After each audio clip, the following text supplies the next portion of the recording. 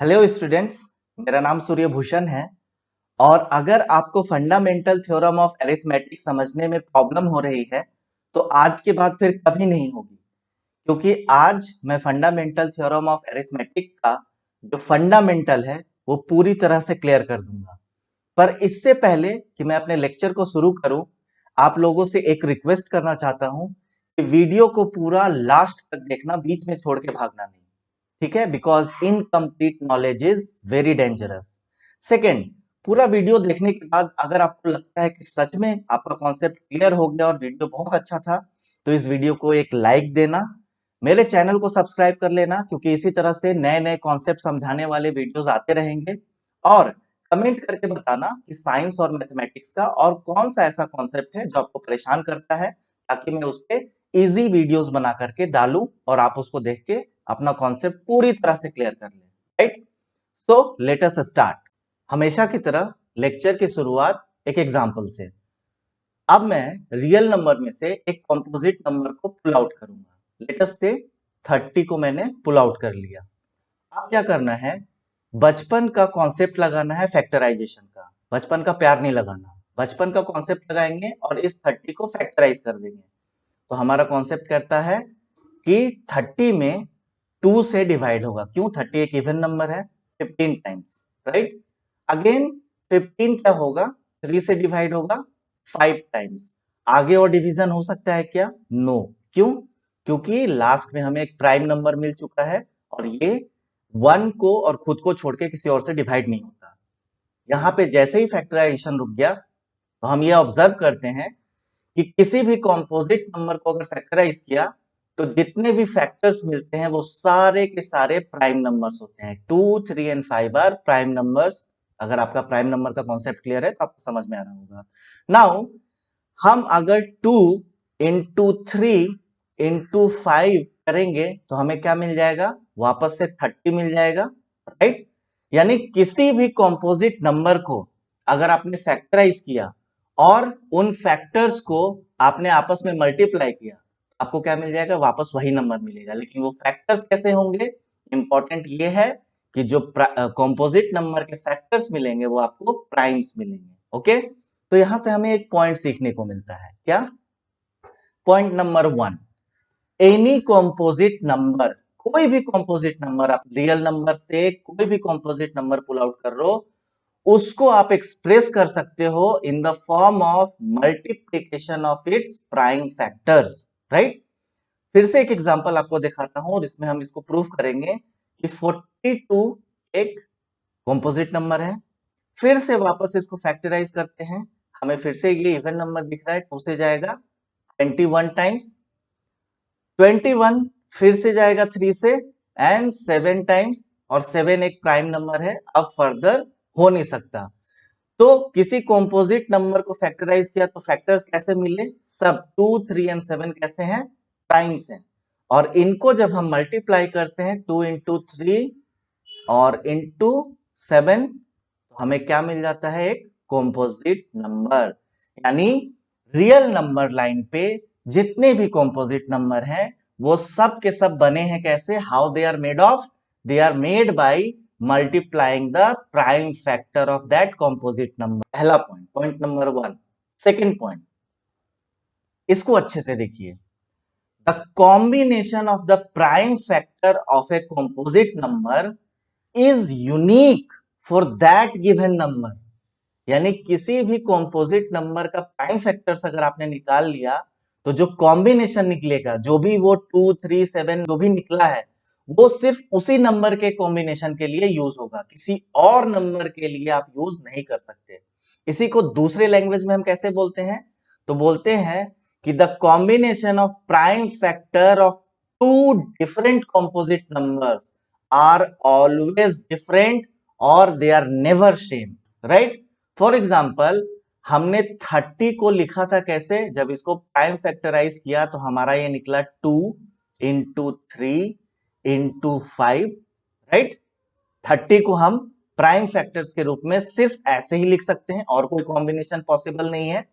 उसी तरह से हमने 42 को जब लिखा तो कैसे लिखा था?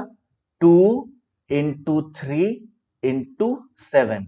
राइट, अब आप लोग सोच रहे होंगे सर 30 और 42 में कॉमन तो है 2 into 3 2 into 3, राइट। मैंने कब ये बोला कि कॉमन फैक्टर एक भी नहीं मिलेगा, कुछ फैक्टर्स कॉमन हो सकते हैं, बट अल्टीमेटली वहां पे एक डिफरेंस 110% होगी।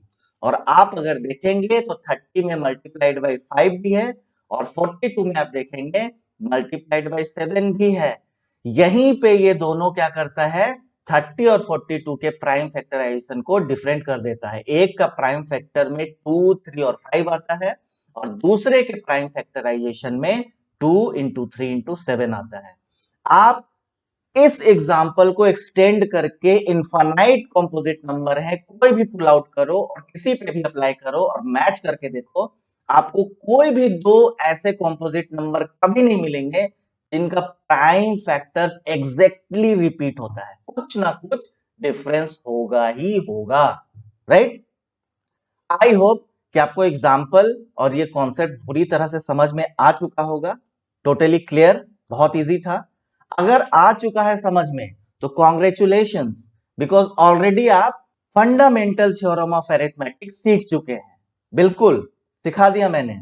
बस अब इसको लैंग्वेज यानी वर्ड्स का यूज करके कैसे लिखा जाता है वो हम अब देखेंगे, जो कि ऑथेंटिकेट लैंग्वेज, एग्जाम में लिखने के लायक लैंग्वेज होगा। तो फंडामेंटल थ्योरम ऑफ अरिथमेटिक क्या बोलता है, इट सेज कि every composite number can be expressed as the product of its prime factors, करके दिखा दिया मैंने 30, 42, and this combination of the prime factors is unique for the given composite number only. यानी किसी भी कंपोजिट नंबर को हम उसके प्राइम फैक्टर के मल्टीप्लिकेशन के फॉर्म में लिख सकते हैं और वो जो कॉम्बिनेशन होगा, वो जो मल्टीप्लिकेशन दिख रहा होगा हमें, वो कॉम्बिनेशन उस प्राइम फैक्टर के लिए यूनिक होगा। वो कॉम्बिनेशन किसी भी दूसरे कॉम्पोजिट नंबर के लिए कभी रिपीट नहीं होगा। अभी जो दोनों एग्जाम्पल मैंने सिखाए, अगर आपने वो कॉन्सेप्ट सीख लिया और उस कॉन्सेप्ट से इस लाइन को आप समझ गए तो आपने फंडामेंटल थ्योरम ऑफ अरिथमेटिक पूरी तरह से समझ लिया।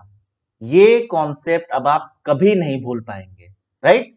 तो अब क्या भाग रहे हो, fundamental theorem of arithmetic use करके एलसीएम और एचसीएफ निकालना कौन सीखेगा, राइट। वो भी तो करना है हमें। तो अब हम फर्दर आगे प्रोसीड करेंगे और इसी थ्योरम का यूज करके देखेंगे कि किसी भी कंपोजिट नंबर का एचसीएफ और एलसीएम कैसे निकालते हैं। हमेशा एग्जाम्पल लेके पढ़ाना सबसे बेस्ट तरीका होता है और एग्जाम्पल लेके समझना सबसे बेस्ट तरीका होता है। कॉन्सेप्ट पूरी तरह से क्लियर। सबसे पहले example, find the LCM and HCF of 8, 9 and 25 using fundamental theorem of arithmetic, FTA मैंने शॉर्ट फॉर्म लिखा है। इसमें सबसे पहला स्टेप हमें क्या करना है, express these numbers as multiplication of their prime factors. चलो भाई जो बोला है वो करते हैं। सबसे पहला 8, 9 और 25 को उनके प्राइम फैक्टर के मल्टीप्लीकेशन के फॉर्म में लिख देंगे।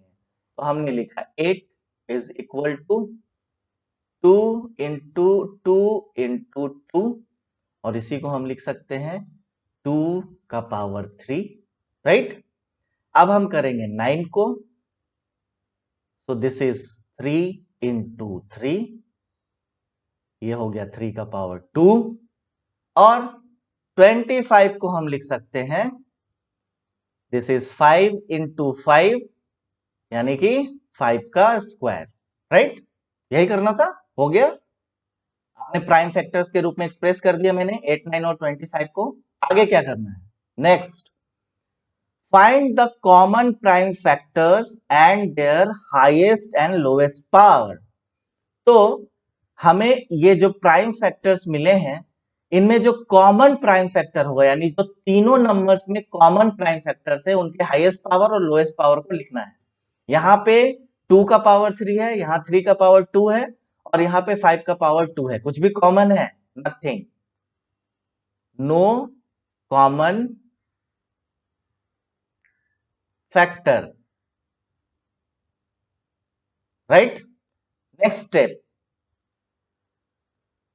Third, find the highest power of uncommon prime factors.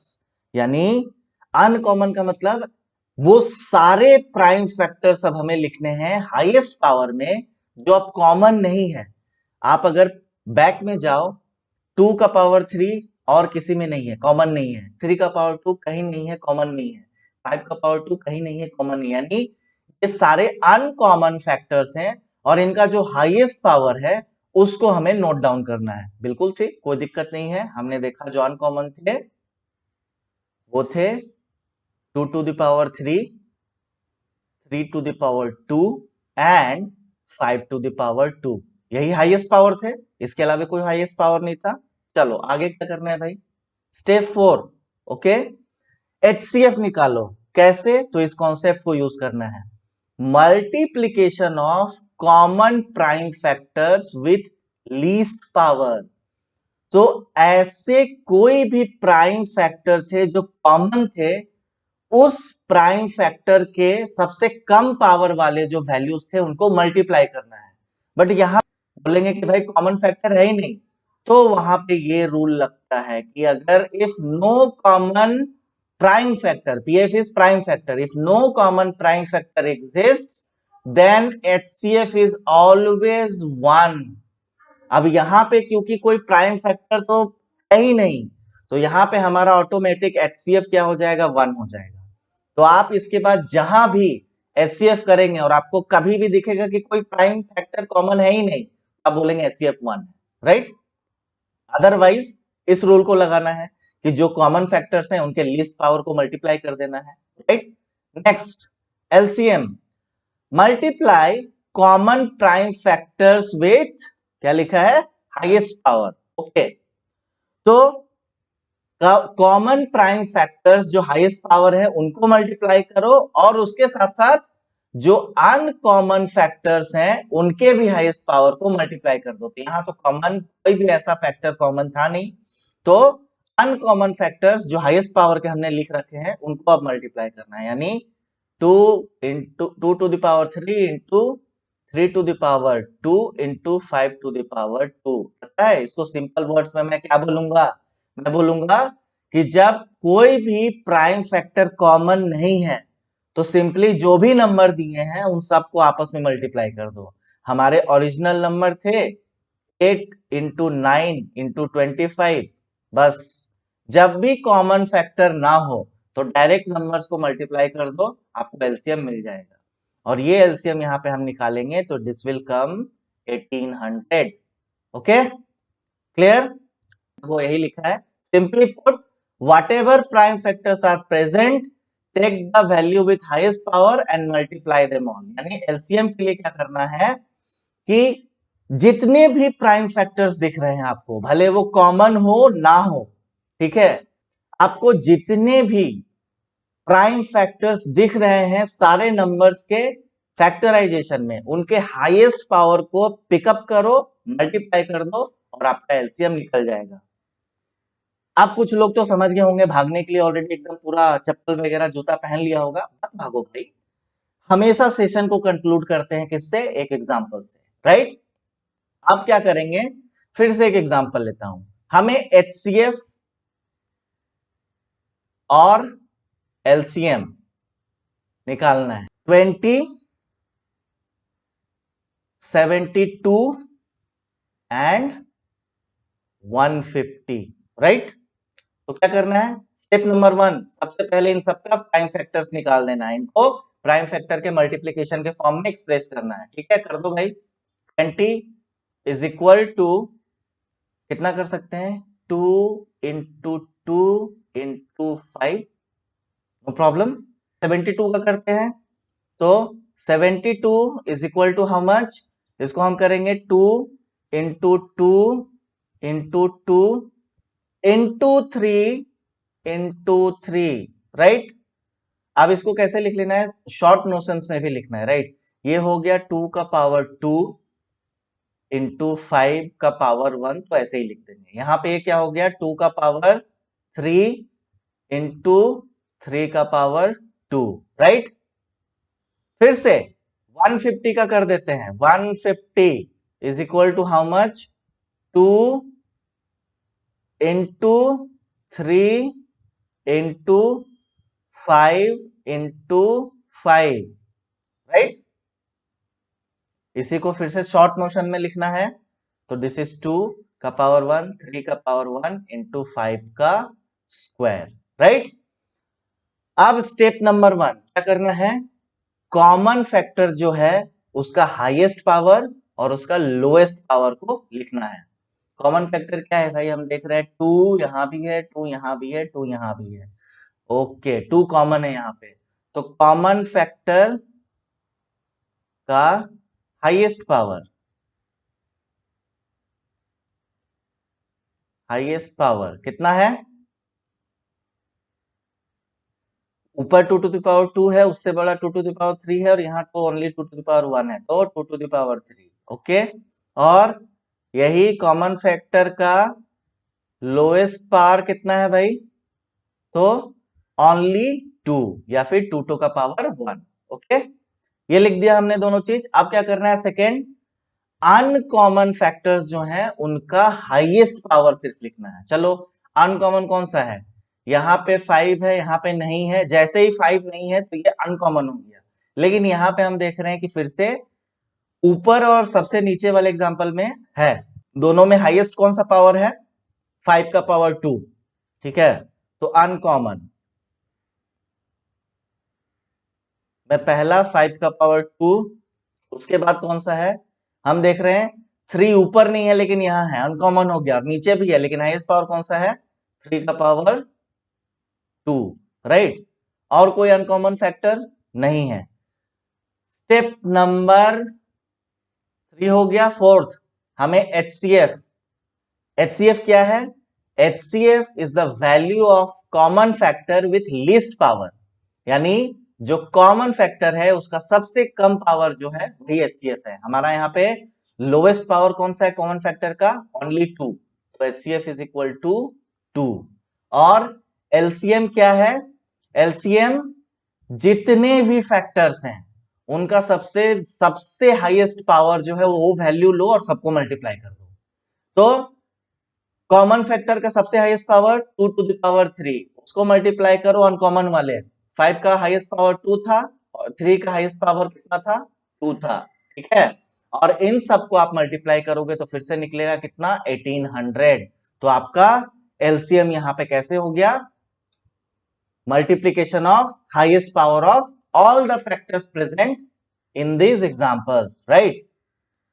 अब जिन लोगों को इस पूरे लेक्चर के पीरियड में ये लगा कि भाई कॉम्पोजिट नंबर किसको बोलते हैं, प्राइम नंबर किसको बोलते हैं, आप तो सबसे पहले काम करो, यहां ना एक लिंक आ रहा होगा सबसे ऊपर में, उस लिंक पे जाकर के मेरी नंबर सिस्टम वाली वीडियो देखो, बहुत अच्छा एग्जांपल है। एंड टाइप्स ऑफ नंबर आप वहां से सीख करके वापस इस वीडियो को देखो।